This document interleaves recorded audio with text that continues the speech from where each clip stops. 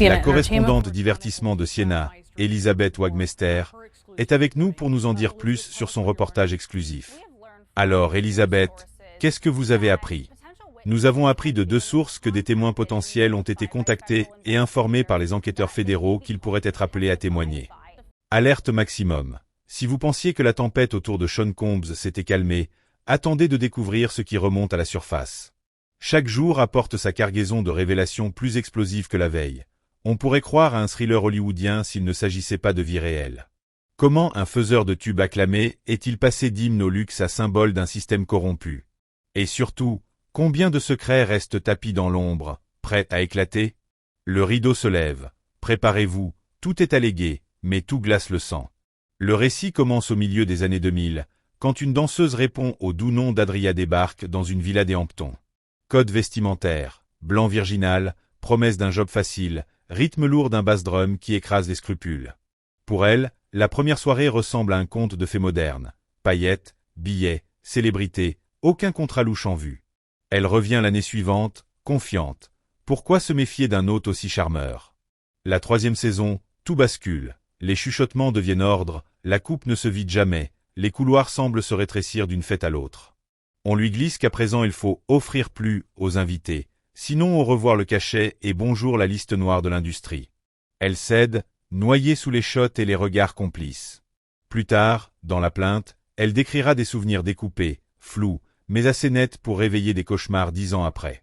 Le prestige de la soirée cache un engrenage où le consentement se négocie au sein d'une économie grise. Promesses de carrière, menaces de bannissement, réseau tentaculaire d'intermédiaires. À peine le dépôt de la plainte rendu public, d'autres voix éclatent.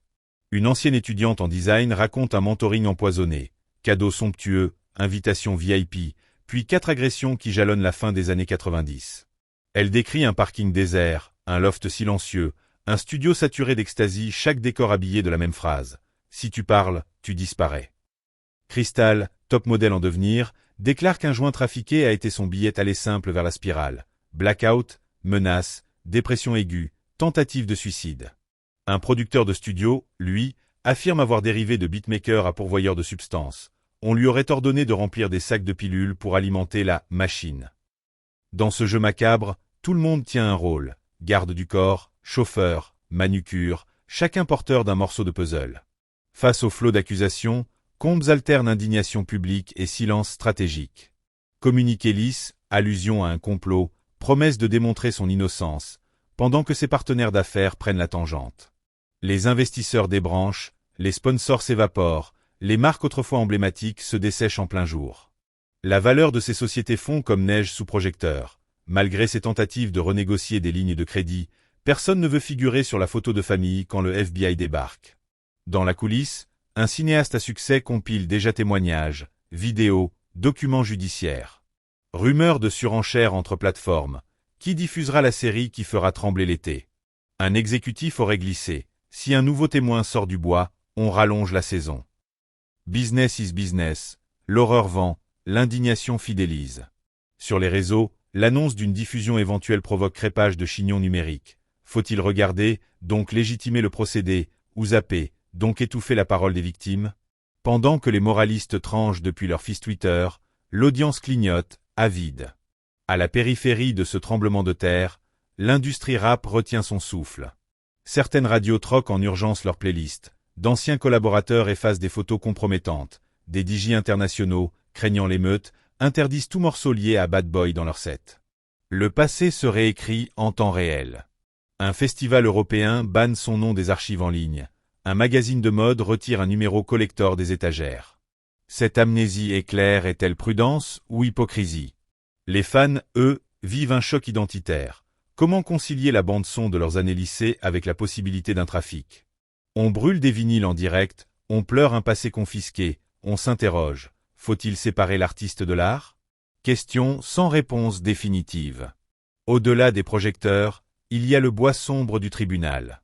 Des procureurs de plusieurs États envisagent une alliance. On murmure le mot RICO, l'arme fatale du crime organisé.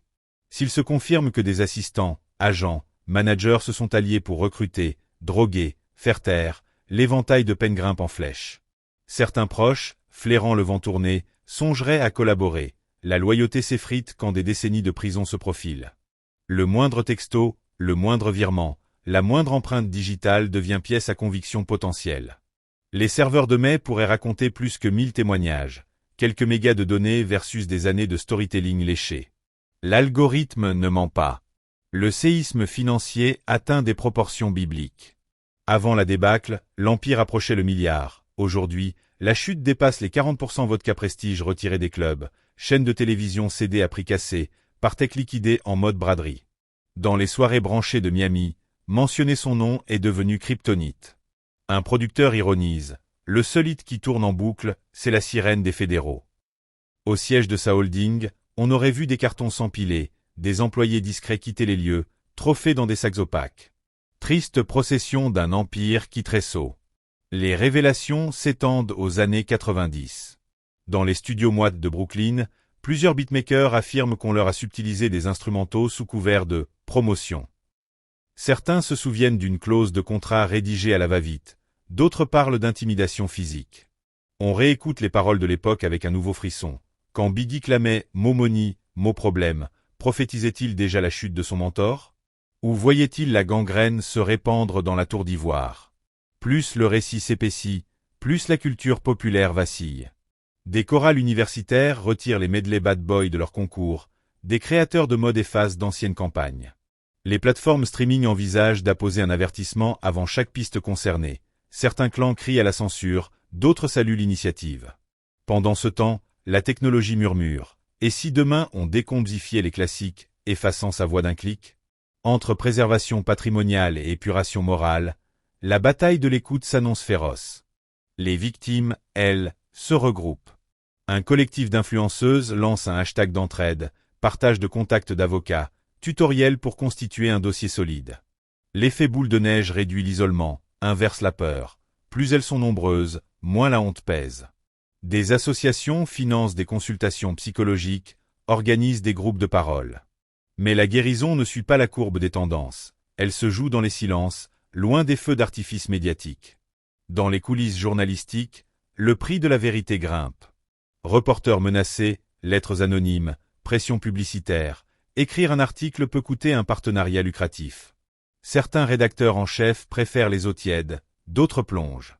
On se rappelle le sort d'un grand magnate du cinéma. On se demande si la musique vivra son propre printemps judiciaire. Les parallèles abondent, mais chaque affaire possède sa signature, son circuit de peur, ses zones d'ombre. Pourtant, malgré l'escalade, une partie du public reste incrédule. La fracture se dessine, ceux qui voient un lynchage médiatique orchestré, et ceux qui voient enfin la levée d'un couvercle trop longtemps hermétique. Cette scission ne date pas d'hier. Elle révèle notre rapport troublé à la célébrité.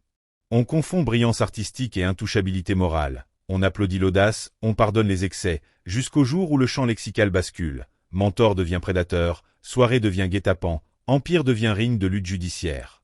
On ne peut ignorer non plus la dimension sociétale. Pendant que l'attention se focalise sur un seul nom, combien de prédateurs moins célèbres agissent dans l'ombre? Le miroir déformant du showbiz reflète un système plus vaste, où l'argent et la notoriété achètent le silence. Refuser de regarder, c'est prolonger le cycle. Exposer, c'est risquer le vacarme, mais aussi participer à la fissure d'une forteresse.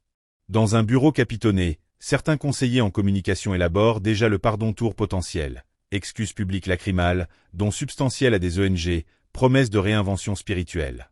Fonctionnera-t-il? L'époque tolère-t-elle encore la rédemption façonnée en prime time? Chaque mea culpa ressemble désormais à une stratégie d'image, disséquée en direct par des millions de commentateurs. Le public est devenu expert en repérage de failles, l'hypocrisie a une odeur. Et pendant que l'on disserte, l'enquête continue. Ordonnances de perquisition, scellées, données confiées à des laboratoires numériques. Les avocats de la défense brandissent la thèse de la ruée vers leur judiciaire, insinuant que la fortune attire les accusations. Pourtant, plus la liste des témoignages s'allonge, plus la rhétorique du complot s'émousse. Les juges n'arbitrent pas des hashtags, ils dissèquent des faits. L'éloquence médiatique pèse peu face à une avalanche de preuves tangibles. Reste la question du legs musical. Faut-il bannir les classiques ou contextualiser? Les puristes plaident pour la séparation, les militants réclament le boycott total. Entre les deux, la majorité silencieuse hésite. L'oreille se souvient, mais le cœur se crispe.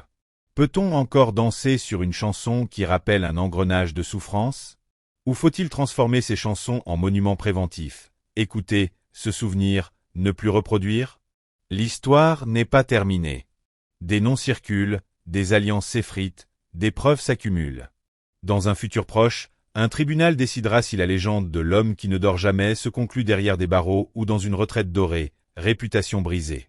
Mais, quels que soient les verdicts, une chose est acquise. La façade s'est fissurée, révélant des couloirs où la fête sonnait comme un écho sinistre. Nous pensions connaître les paroles, nous découvrons la dissonance.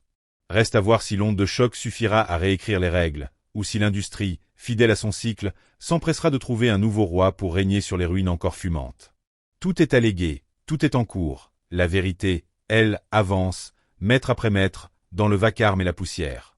Restez aux aguets, chaque silence brisé rapproche de la lumière, et chaque nouvelle voix renforce le cœur de celle contentée d'étouffer.